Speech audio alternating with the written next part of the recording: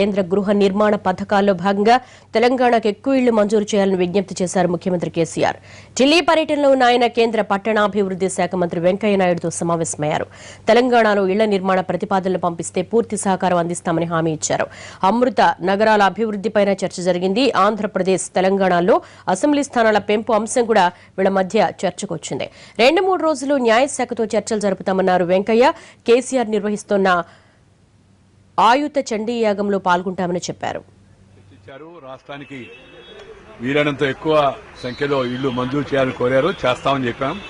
ప్రతిపాదనలు సిద్ధం చేసుకుని ఊర్లు, భూమి గుర్తింపు, లబ్ధిదారుల పేర్లు అవన్నీ వివరంగా పంపిస్తే మన మురికివాడల్లో ఇల్లు కట్టే వాళ్ళకి ₹1,00,000, సొంతంగా ఇల్లు కట్టుకునే వాళ్ళకి ₹1,50,000, అలా కాకుండా రుణం తీసుకుని ప్రభుత్వ సహకారంతో ఇల్లు కట్టుకునే వాళ్ళకి ₹2,30,000, అంటే 6.5% వడ్డీ మినహాయింపు కింద మేము సహకారం అందిస్తామని చెప్పాము. ముఖ్యమంత్రి గారు సంతోషాన్ని వ్యక్తపరిచారు. త్వరలో ప్రతిపాదనలు వస్తాయి, వాటికి స్వీకృతి ఇవ్వడం కూడా జరుగుతుంది.